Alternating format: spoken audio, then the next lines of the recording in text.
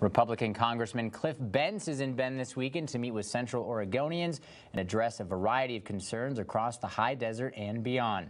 I sat down with him earlier today to discuss drought concerns, big tech, and his top priorities for Oregon moving forward. And I wanted to start off by talking about, the wildfires that really devastated, many parts of Oregon last year. And I know still people to this day are recovering from that. So what can still be done and what needs to be done moving forward to prevent these wildfires from happening?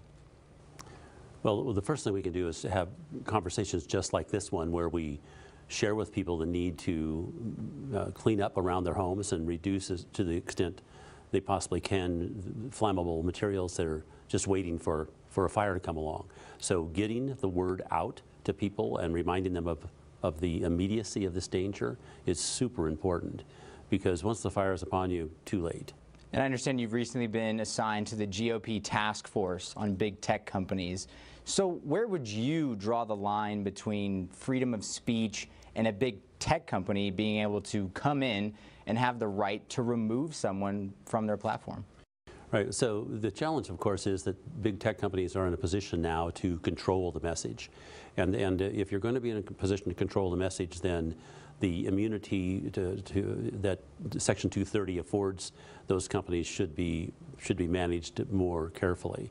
And this is not to say that it should be taken away, because if you take away that immunity, then all of a sudden maybe you won't see anything on these platforms. So yes, I'm very happy to be on that. I don't, that subcommittee, or actually it's a task force formed up by we Republicans in anticipation of our taking over in next time around in the 118th Congress. And I hope we do. And if we do, we will have had a chance to get together, think this through, and address it carefully. It's extremely complicated, but we need to do something. The abuse of power in that space is obvious, and we need to address it. And a lot of people will contact us and they feel that there's a certain bias, whether it be leaning left and or right. And so you, being a Republican congressman, do you feel that that sentiment is warranted by people who say there's a bias against conservatives and conservative ideas on these social media platforms? Well, there's no doubt about the bias. It depends on which platform you're choosing. But yes, there is a bias. Is this something we should do something about? Well, I think so, but we need to be doing it correctly within the parameters of our First Amendment. We need to be careful, and so I'm happy to be in a position to enjoy those conversations. It's a serious issue, and it needs attention. But there is a bias.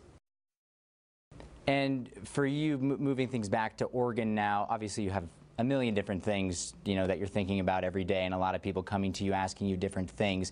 But if you had to list perhaps your top 3 priorities with Oregon specifically, what would those be? Well, the first one's water and the drought and how we're going to respond to it. The second one's fire, because of course the fire is going to follow drought. The third one is there's a whole bunch of third ones, but housing's huge. Housing's huge. Infrastructure is huge. Getting everybody vaccinated is huge. Those that want to, and suggesting to people that this is something they should do if they want to protect themselves. That's huge, because we can already see some bumping up in the spaces of people becoming infected. So that's a big deal. But the first one obviously is drought, and it's by the way, it's 70 million people are affected, and that's why I went on my first appearance on the floor of the United States House was to talk about exactly that, and then we've had several hearings on it. Which I'm the ranking member of Water, Oceans, and Wildlife, and I was able to prompt the chair of that subcommittee into holding hearings on drought. So now, finally, it's starting to get some national attention. In the last year or so, we've seen some groups, activists, if you want to call them that, trying to break away from Oregon in terms of voting and try to join what they're calling Greater Idaho.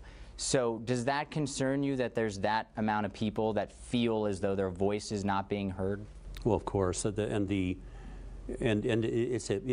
real. There is an absolute division between the urban and the rural folks in Oregon, or I should say Portland.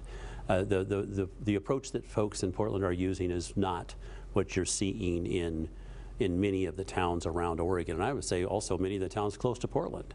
The lack of law and order in Portland is just really unfortunate. That's the nicest way I can put it.